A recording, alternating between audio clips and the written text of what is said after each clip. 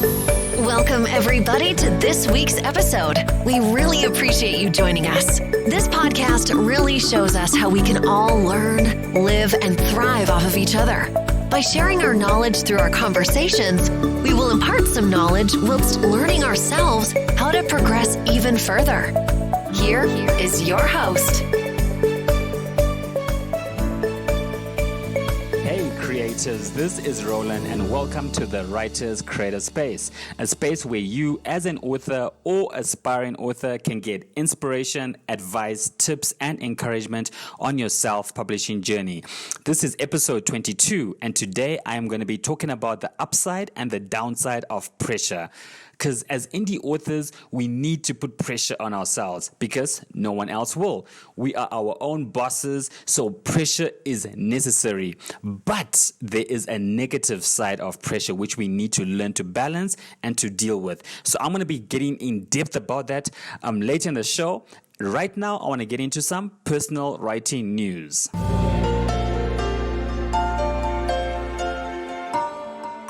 I haven't done much writing this week outside of my weekly writing responsibilities.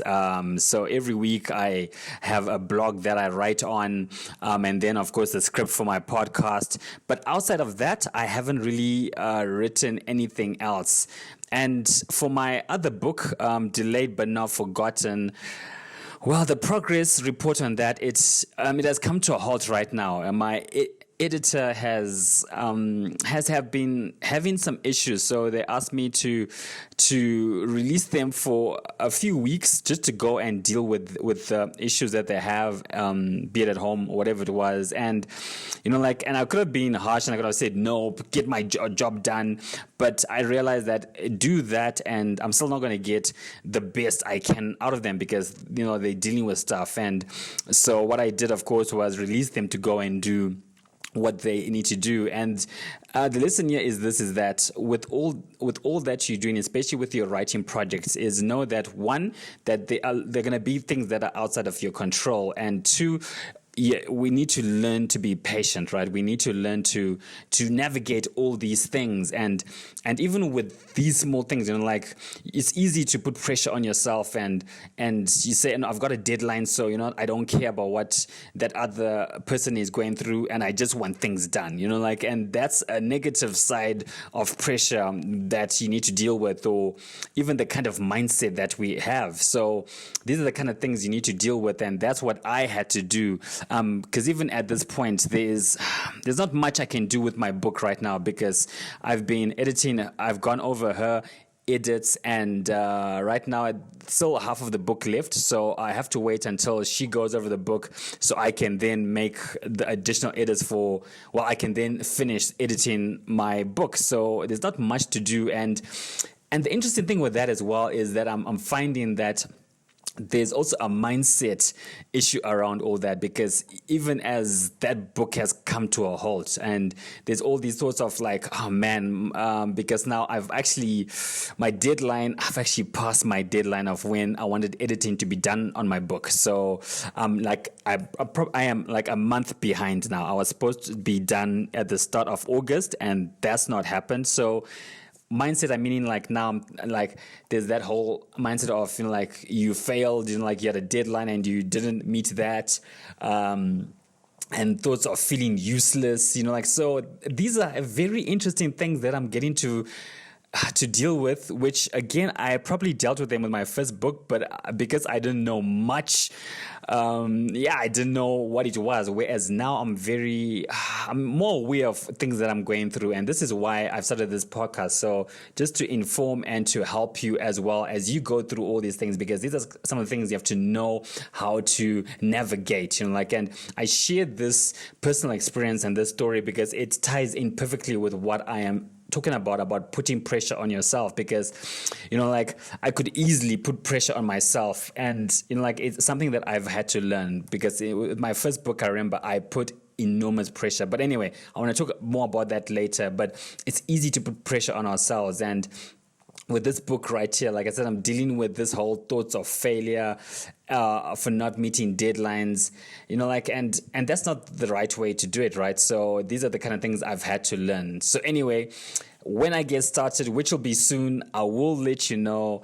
I'll give you more on an update on that. But yeah, it's just a learning experience that I'm having, and it's good though because it's me growing as an author. It's me growing in my writing to know, okay, this is these are things I should expect, or these are things I should learn to deal with. So I hope you also in touch with the things that you are learning and things that you're going through, because those things, if you take them and you allow them to run their course and you think about them, you can learn a lot and grow from it. So with that, I'm going to end my personal writing news and let's get into the main topic. I'm going to be talking about pressure, and that there is a good side and there is a negative side to pressure. Because as authors, I think, and especially indie authors, we need to put pressure on ourselves because we are our own bosses. There is no one telling us what we need to do. There is no one giving us deadlines. We are in total control. And in that sense, pressure is good, and we need that kind of pressure. And pressure, when used correctly, then the results come and then the progress comes. But when used incorrectly, then that can cause a whole bunch of problems. And let me give you an example, because I remember when I was working on my first book, and I put an insane amount of pressure on myself. In my mind, because that was my first book. I thought I would be able to make a perfect book, and despite the lack of skills that I had, or the lack of knowledge that I had, I still wanted to make a perfect book. And I had set some unrealistic goals on myself and even deadlines for myself. And I remember when I started writing, I had the goal of publishing my book in 3 months. So crazy. And of course, that didn't happen. And with all these things then just falling and not happening, I just put a lot of pressure. I even remember with my editor, I tried to put a pressure on them to get the book done by a certain date, but they had things that they also had to deal with and go through. And, and I had to work at their pace as well. So it was all so hard. And when things were not happening, I was the pressure I was putting on myself was crushing me. I was suffocating. And I want to just give you a picture. That's the negative side of pressure. And I was using it incorrectly, and I was just in a wrong headspace. And even with all that pressure and things not happening, of course, mentally, I was in a bad spot as well, because now I'm thinking I'm a loser or I'm a failure because I'm not getting things done. But again, that was pressure used incorrectly. And like I said, that's why it's important to learn how to use pressure correctly, because used correctly, like I said, that's when the results come. And the additional thing with that is you're in a good headspace about yourself, which gives you energy and excitement to carry on doing what you are doing. And as I come to the end, I just want to also say that pressure is a delicate balancing act, because it's so easy to just go onto the wrong side or use pressure incorrectly or negatively, right? And just put the wrong kind of pressure on yourself. So it's a very delicate balancing act. And to know how to use pressure correctly, you need discernment. Discernment is the biggest thing, is key to identifying what kind of pressure you're putting on yourself, if it's healthy or not. So these are all the things that you need to take into account as you write your book, as you are on your journey. What kind of pressure are you putting on yourself? And are you able to discern when you're putting on the negative kind of pressure or the wrong kind of pressure on yourself? And you need to be able to. Because remember, pressure is good if you use it correctly, but devastating if used